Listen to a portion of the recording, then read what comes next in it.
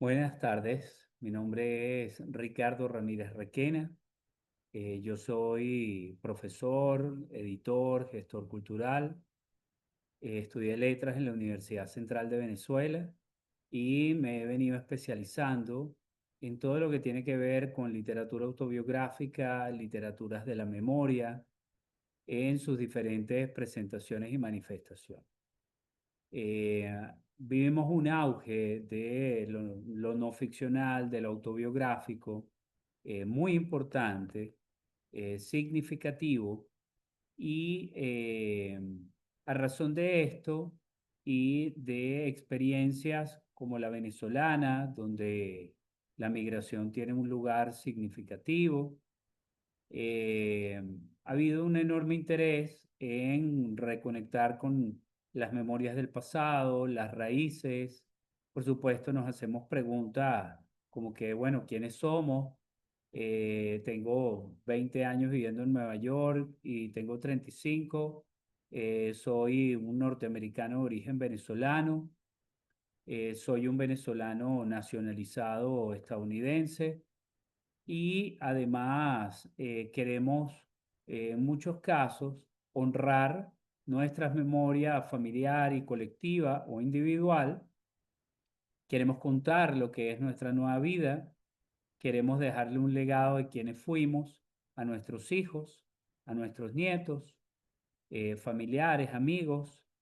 Y también tenemos otro interés importante y marcado, y es por supuesto aquel que tiene que ver con el lugar de nuestro país en el mundo o del país de donde procedamos en el contexto global, en el marco de este tiempo que nosotros estamos viviendo.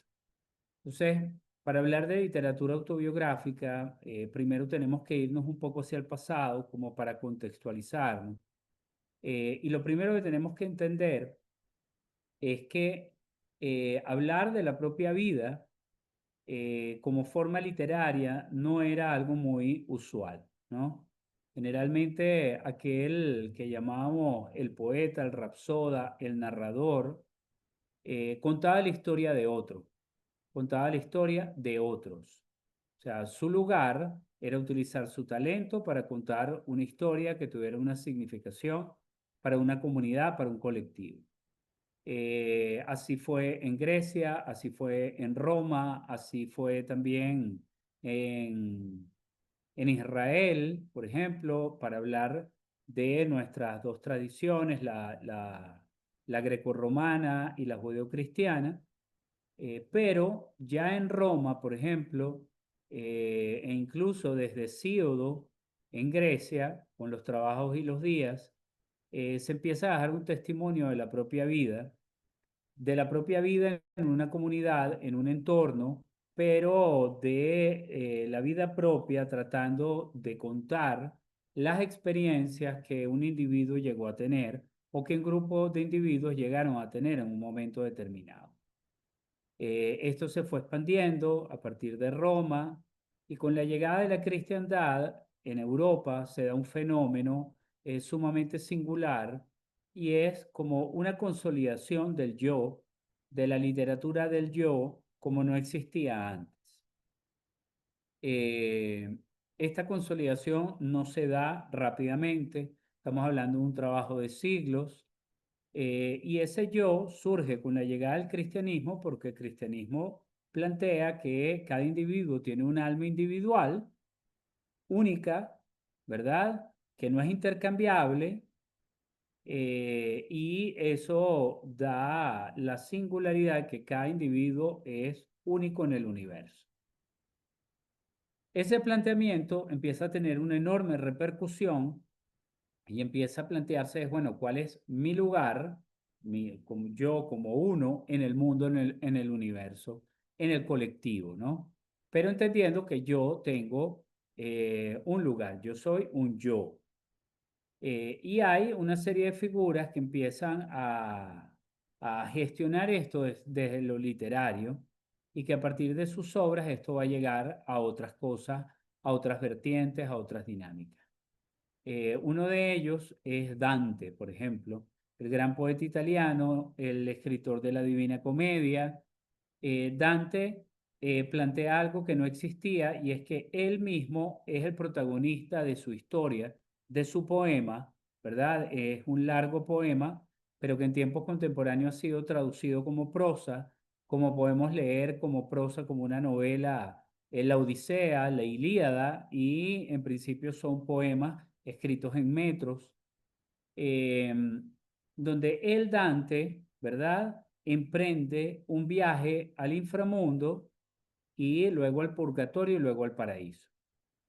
Es una obra singular, sumamente importante, de las más importantes que se han escrito en los últimos 2000 años, y coloca la figura de un yo, de un individuo con nombre, apellido, con familia, con tradición, llamado Dante Alighieri, como el protagonista de esta historia. Luego tenemos la experiencia del ensayista francés Michel de Montaigne, que desarrolla y lleva la experiencia del ensayo, que es pensar, reflexionar a través de la palabra alrededor de uno o diversos temas a una altura superior. Montaigne dice que él habla sobre el mundo, reflexiona sobre el mundo a partir de su propia experiencia de vida, a partir de la vida que él ha llevado y a partir de las lecturas que ha tenido. Entonces, los ensayos de Montaigne son como una segunda pata de esta mesa de la construcción de una idea del yo como algo primordial, primigenio, a la hora de entender el mundo y a la hora de trabajar propuestas narrativas o poéticas singulares centradas en la figura del yo, de lo autobiográfico, de hablar y de escribir sobre mí mismo. Existen luego, pues, otras obras que van a ir desarrollando esto. Yo puedo pensar en las Confesiones de San Agustín, en cierto, el desarrollo de personajes, en el caso del teatro de Shakespeare, pero poco a poco esto va a ir avanzando y con los viajes interoceánicos de las potencias europeas se empiezan a recoger muchos testimonios de estos viajes. En el caso de América se llamaban las Crónicas de Indias, pero también hay muchos testimonios de viajes de viajeros franceses, portugueses y de viajeros ingleses, por supuesto, ¿no? Es en Inglaterra en donde en el siglo XVIII se empieza a tomar el modelo de escribir unas memorias de los viajes y se empieza a utilizar esa forma para escribir ficción, como puede ser los viajes de Gulliver, Robinson Crusoe, que son novelas, son ficción, pero el modelo de escritura es el de los hombres comunes de ese tiempo que viajaban constantemente, volvían 2 años, 3, 4 años después a Inglaterra y eso se empieza a tomar como modelo. Entonces, lo autobiográfico es una forma que yo puedo tomar para escribir poesía, teatro, novelas, cuentos, ¿verdad? O, mejor dicho, diferentes formas que puedo utilizar para esto y que puede funcionar maravillosamente, o es la historia de mi propia vida. Ahora, cuando uno hablaba de la historia de su propia vida, tenía que tener presente que había una censura, había un sistema político centrado en la monarquía, generalmente era de la monarquía o la intelectualidad vinculada con ella, quien escribía, quien leía, y al fin y al cabo era un mundo pequeño, ¿no? No existía ese lector desconocido, no existía la gran masa lectora que sí va a aparecer en el siglo XIX con la llegada de la burguesía al poder, con el cambio de los estamentos sociales, con el auge de la imprenta, del periodismo, donde se empiezan a publicar muchas obras narrativas ficcionales y por otro lado, los escritores empiezan a escribir sobre sí mismos. Eran fundamentalmente los escritores, los intelectuales, los que hacían este trabajo, los que hacían esta labor. Tenemos que esperar a la llegada del siglo XX, con la Primera, la Segunda Guerra Mundial, conflictos terribles, persecuciones, genocidios incluso, y un grupo de individuos que empieza a escribir sobre esas experiencias como partícipes directos de ella, y también entendiendo una dimensión que es la del testimonio, algo que va a recorrer todo el siglo XX hasta el día de hoy y que va a empezar a darle un lugar a lo que llamamos no ficcional como antes no existía. Empiezan a surgir muchas memorias, autobiografías, diarios de viajes, diarios de escritores. eh, Empieza a surgir con mucha fuerza la crónica periodística. Todos estos son géneros no ficcionales en donde el yo, donde la mirada de un individuo sobre el mundo es lo que va a predominar. ¿Ok? La literatura autobiográfica se diferencia de la historia en que la historia, todo lo que va a desarrollar como texto, está apoyado y sostenido en documentos. La literatura autobiográfica es literatura. Es decir, yo puedo soportar lo que yo estoy contando en documentos y dentro de los documentos está también algo muy interesante como puede ser las fotografías, los videos, todo eso forma parte de lo que llamamos documentos. Recuerdos de primera comunión, de tu boda, de bautizo, de graduación, todas esas cosas son materiales para la memoria, son documentos, y la memoria propia de los individuos. Hay una visión subjetiva de lo ocurrido en el mundo por parte de un individuo a la hora de escribir literatura autobiográfica. ¿Ok? En la literatura autobiográfica yo sí puedo decir, yo creo, yo pienso, yo supongo, yo intuyo, ¿verdad? Hablar desde un yo, desde una subjetividad. En la historia no es así. En la historia tú estás hablando, ¿verdad? Generalmente citando documentos y narrando lo que encontraste en esos documentos que evidencian lo que pudo haber ocurrido en una época determinada. Entonces, la literatura autobiográfica empieza a ganar un lugar y un piso importante en el siglo XX, vinculada también con experiencias como la de el psicoanálisis, la psicoterapia, el análisis de corte freudiano o junguiano, arquetipal, lacaniano, conductual, en donde el escribir y el hablar de uno mismo forma parte de la experiencia de la terapia con vistas a sanar o a curar algo en la psique. Pero también hay otras experiencias en donde lo político y lo social cobran una importancia singular cuando tú cuentas lo que pasó en un país, en un conflicto, en una guerra, en una década de una ciudad. Ahí entran, por ejemplo, las crónicas de ciudad y una ciudad como Caracas tiene muchas crónicas eh, de finales del 19, por lo menos hasta los años 60, 70, con mucha fuerza hay crónica de ciudad y esta crónica es importantísima y es fundamental. ¿Ok? La literatura autobiográfica es una literatura que desde lo subjetivo trata de hablar sobre la experiencia de un individuo o de un grupo de individuos, entendiendo que esa experiencia fue real, pasó, sucedió. ¿Ok?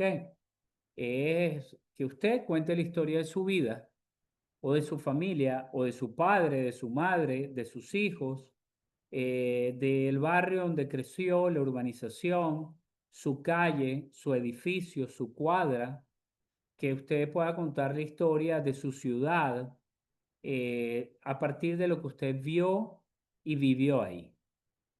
También es muy importante porque quizás junto con la memoria o la autobiografía es la manifestación más popular del autobiográfico. El diario de viaje es fundamental. ¿Ok? Un diario de viaje no se soporta solamente en una serie de fotografías, sino en lo que uno vive en un viaje que ha podido realizar. Y tú vas llevando y vas tomando notas de las cosas que viste, que comiste, tus impresiones de esa cultura, qué te gustó, qué no te gustó, cuál es tu acercamiento a ella. Todo eso está contemplado en el diario de viaje. Y por supuesto, la biografía, la autobiografía, incluye desde individuos muy reconocidos que van de corte popular, como puede ser, no sé, unas memorias de Cristiano Ronaldo, de Lionel Messi, o las memorias de Ricky Martin o de Celia Cruz, hasta las memorias pues de uno mismo, que quizás no es un individuo tan renombrado ni tan reconocido, pero hay un grupo de personas que estaría dispuesto a leer y a saber sobre tu propia vida porque te conoce y le interesa ver tu perspectiva sobre esos acontecimientos. Ahora, la literatura autobiográfica, insisto, es literatura. Tiene que ser bien escrita y la historia de la vida de alguien en Camboya nos puede interesar a nosotros no solamente por un tema exótico o que es otra cultura, sino porque hay cosas que nos conectan a todos los seres humanos, independientemente de la cultura en la que estemos inmersos. Y ahí entra el dolor, el amor, la muerte, el viaje, la partida, el regreso, el tener un hijo, una hija, todos esos elementos van a formar parte de una experiencia humana universal y que hace que a nosotros nos pueda interesar alguien que está escribiendo sobre su vida, su experiencia en Camboya, en Nigeria o en Uruguay, ¿no? ¿Qué es lo importante de la literatura autobiográfica? ¿Qué es lo que hace que nos guste? Bueno, los intereses intelectuales vinculados con quien la escriba, las experiencias de vida que esa persona ha tenido y que uno quiere ver cómo lo llegaste a vivir tú, ¿verdad? Pongamos un caso, viviste tu infancia en los años 80 en Mérida y leíste un libro de esta persona, tú quisieras leerlo para ver con qué experiencias coinciden. A la gente le encanta buscar errores, le encanta buscar, no, esa plaza no se llamaba así, sino de tal manera, pero permite encontrar en un texto un espacio y un tiempo en donde se reconoce a sí mismo. Pero también nos permite conocer otros mundos, otras visiones, otras experiencias, ¿verdad? Que no siempre tienen que ser dramáticas o espectaculares o una aventura sin fin, ¿ok? Yo siempre recomiendo que para eso es mejor leer la ficción leer una historia inventada, así esté soportada en hechos reales, en donde tú como escritor te puedes permitir una libertad que desde lo autobiográfico no te puedes permitir del todo, ¿no? Porque tú tienes que tratar de ser verosímil, tú tienes que tratar de poder transmitir una serie de cosas. Ahora, también porque uno termina inmerso en la literatura autobiográfica y hay tanta gente de diferentes carreras, orígenes, que le interesa este tipo de temas. Bueno, porque queremos poner orden en nuestros asuntos. Queremos poder contar en un orden narrativo, compositivo, coherente, quiénes hemos sido. Muchas veces para leernos a nosotros mismos, ¿verdad?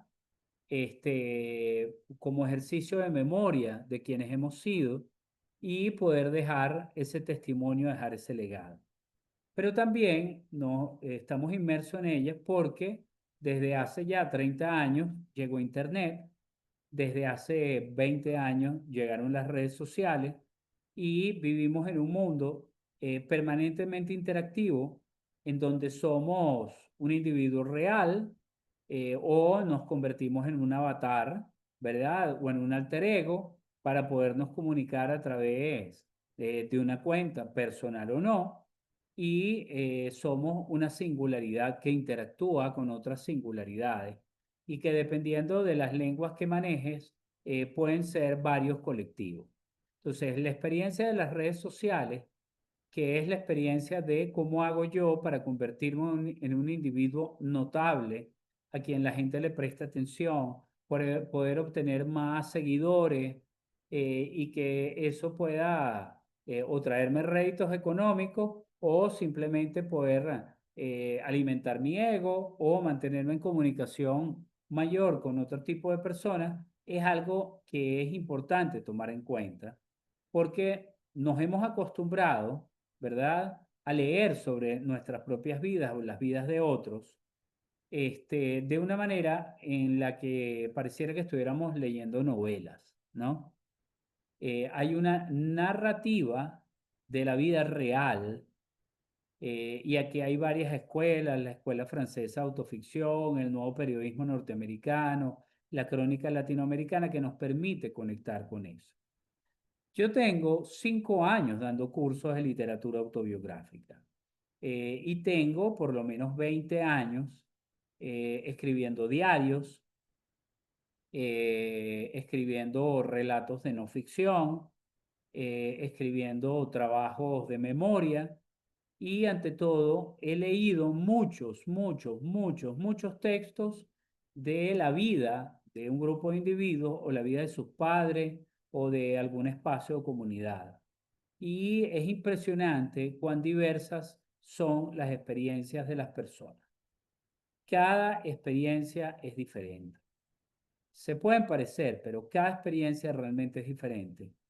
Y la mayoría de las personas empieza a escribir eso porque quiere hacer la paz consigo mismo, quiere poner orden en sus asuntos, quiere poder verbalizar triunfos, dolores, traumas, pérdidas importantes. Muchas veces uno empieza a escribir sobre la vida de otro, de uno mismo, porque ocurrieron lo que yo llamo hechos límites. Murió tu padre, tu madre, tu abuelo, tu mascota, murió un familiar muy querido, te fuiste del país, te mudaste de ciudad, dejaste el trabajo, donde tenías 30 años trabajando y decidiste, vendías seguro y decidiste montar un local y dedicarte a la cocina. Te fuiste del país, ¿verdad? Y ahora trabajas para DHL y llevas paquetes de un lado a otro, y quieres contar esa vida que fue. Una de las cosas claves de la literatura autobiográfica es que todos los individuos, sin excepción, vivimos diferentes vidas dentro de una misma vida. Y va a variar según la experiencia que cada quien haya tenido de esa propia vida. Hay gente que ha tenido una vida muy rica, diversa, de ir, venir, volver, ha vivido en 20 casas diferentes, ha vivido en 5 países diferentes, ha vivido en 10 ciudades diferentes. Como hay una persona que probablemente nació, murió, vivió siempre en una misma ciudad o en un mismo pueblo, hacia allá viajado y venido, siempre ha estado vinculado con ese lugar, con ese pueblo, y ahí pareciera que no hubiera tanto cambio. Bueno, pero sí lo hay, porque quizás el cambio no es geográfico, pero sí hay un cambio de tiempo. Quien fuiste tú en tu juventud ya no es quien eres tú en tu madurez. Y no es solamente porque cambia tu manera de ver el mundo, tu manera de valorar o percibir tus sentimientos. El mundo en el que vives cambió, fue arrasado, fue desolado, se lo llevó un río, ocurrió una guerra, fue arrasado por una crisis económica y entonces tú te fuiste del lugar en donde vivías a otro lugar. Entonces es como si dejaras una vida atrás. Una vida atrás en donde fuiste una persona. Mucha gente es feliz de romper con esa vida y dejarla atrás. Para otros no es tan fácil, ¿no? Un día se paran y dicen, ya va, pero si aquí estaba todo en orden. Tenía mi trabajo, tenía mi mujer, mis hijos iban al colegio, me reunía con amigos cada tantos días y de repente todo eso cambió. Bueno, tú quieres recordar y poner en un texto eso que desapareció. ¿Ok? La literatura autobiográfica habla sobre las desapariciones. ¿Qué es las desapariciones? La vida que mientras vamos viviendo va quedando atrás y que se va convirtiendo en lo que llamamos recuerdos almacenados en la memoria. Ahora, nosotros los seres humanos estamos diseñados neurológicamente para olvidar. Resguardamos una serie de procesos, especialmente de carácter conductual, como caminar, cómo saltar, cómo cepillarme los dientes, cómo comer, cómo masticar, ¿verdad? Y en paralelo hay un enorme río que se va llevando cosas, que es el olvido. Entonces, cuando nosotros recordamos algo, nunca estamos seguros de que lo estamos recordando exactamente como fue. Mientras pasa el tiempo, eso va a empezar a cambiar. Ese recuerdo tuyo, que puede ser de algo de hace un año, 10 años, 20 años, 30 años, va a ir cambiando según tú vayas envejeciendo. Y va a haber momentos en el que hay cosas que no vas a recordar ya. A veces sucede que tienes un rostro muy presente en tu mente de alguien que estudió contigo en bachillerato, pero sucede que ya no recuerdas su nombre. Y un día vas a un automercado y te lo consigues, ¡epa! ¿Cómo estás? Y se dan un abrazo, pero lo cierto es que ya no te acuerdas cómo se llamaba. Y antes de decirle, oye Jorge, ¿cómo estás tú? Y equivocarte, o sentirte avergonzado porque tienes que decir, yo sé que tú estudiaste conmigo y sé, mira, jugamos, hicimos esto, pero no me acuerdo de tu nombre y a lo mejor el otro sí, hace que no lo digas. Pero esos son procesos que son normales y naturales. ¿Qué sería lo ideal en la vida de uno? Que uno cada 10 años se sentara a escribir las memorias de lo que recuerda y veremos que vamos a empezar, lo hace nuestro cerebro a través del inconsciente, a través de sus procesos neurológicos, pero además de eso, nosotros mismos de manera consciente vamos editando nuestra propia vida. Eso es como cuando uno lee el currículum de un joven escritor. Un joven escritor te pone absolutamente todo lo que ha hecho, todos los textos que han salido en revistica. Me publicaron un texto en una revista no sé, del servicio de agua de Maturín en el año tal. O sea, él va a poner todo lo que ha podido hacer y más. Por eso es que no hay nada más peligroso con currículum de escritor porque son como 2 páginas. Y mientras uno va avanzando en la vida, paradójicamente, eso va cambiando, porque tú empiezas a priorizar dentro de tu biografía literaria qué es lo más importante. Bueno, los libros más importantes que has hecho, diferencias entre lo que estudiaste en la universidad muchas veces y tu vida como escritor. O sea, si tú eres un escritor, no es tan importante decir que estudiaste ingeniería y que las empresas de ingeniería donde trabajaste y de repente fuiste ingeniero de petróleo y a qué pozo te mandaron. Eso no tiene nada que ver con tu carrera de escritor. Entonces, vamos ajustando, vamos editando nuestra memoria, quiénes hemos sido, como una carta de presentación, ¿no? Si lo hacemos con un currículum de vida para presentar en un trabajo, por ejemplo, u optar algún tipo de reconocimiento, una beca o algo, uno va quitando aquello que ya siente que son como ramitas, como paja dentro de tu experiencia como escritor y vas poniendo otras cosas. Pero lo mismo sucede en otras carreras, lo mismo sucede en otras experiencias de vida. ¿Ok? Nosotros escribimos y yo trato de proponerle a las personas que escriban sobre su propia vida por una razón muy sencilla. La mayoría de los individuos vivimos en la medianía. ¿Qué es la medianía? Bueno, en la mayoría de las cosas no somos extraordinarios. No sé cuán extraordinarios podamos ser cepillándonos los dientes, a la hora de vestirnos, a la hora de que la gente se maquille, cuán extraordinario eres corriendo, cuán extraordinario eres haciendo unos huevos fritos. Eh, ¿Qué de tu vida es una maestría? ¿Verdad? Eres un tipo, oye, es demasiado singular, que llama poderosamente la atención. Y si lo eres en tu familia, en tu colegio, en tu comunidad nada más, lo eres en tu país, Puede suceder que tú eres un gran médico en tu país, altamente reconocido, pero fuera de tu país no te conoce nadie, ¿no? Entonces hay una enorme cantidad de cosas en nuestra vida que se mueven desde lo mediano y que nuestro tiempo, ¿verdad? Inserto en una cultura que por un lado puede ser positiva, pero por otro lado también negativa, que resalta que tú solo puedes aspirar a lo extraordinario, tú solo puedes aspirar a ser lo mejor de lo mejor para todo y muchas veces, hay que decirlo, no tienes los talentos para hacerlo. Tú puedes ser un buen jugador de béisbol con tus amigos en el colegio, pero eso no significa que tú vas a las grandes ligas. Ahora, porque tú no vayas a las grandes ligas, tú vas a dejar de jugar béisbol.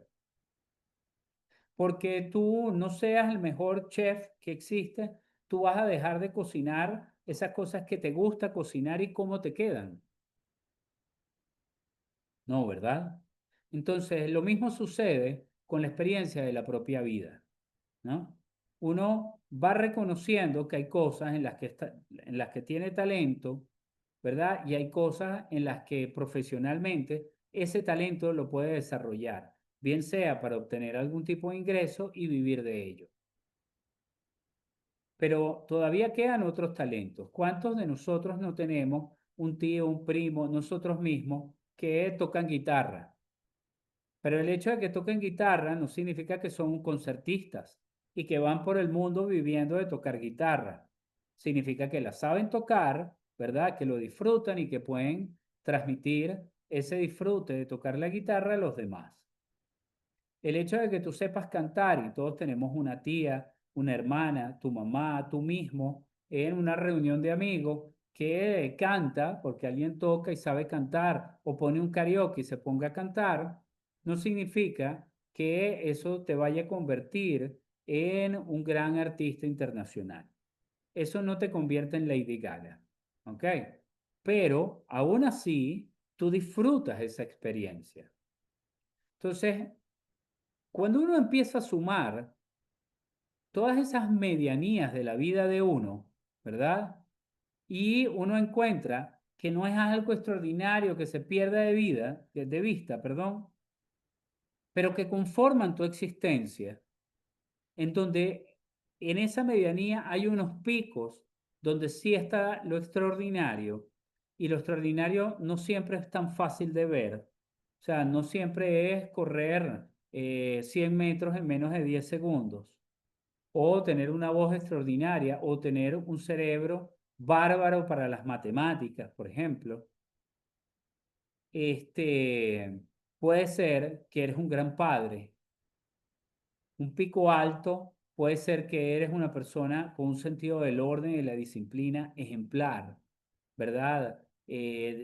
Destacada, sobremanera. Tú vas reconociendo un mapa de quién tú eres.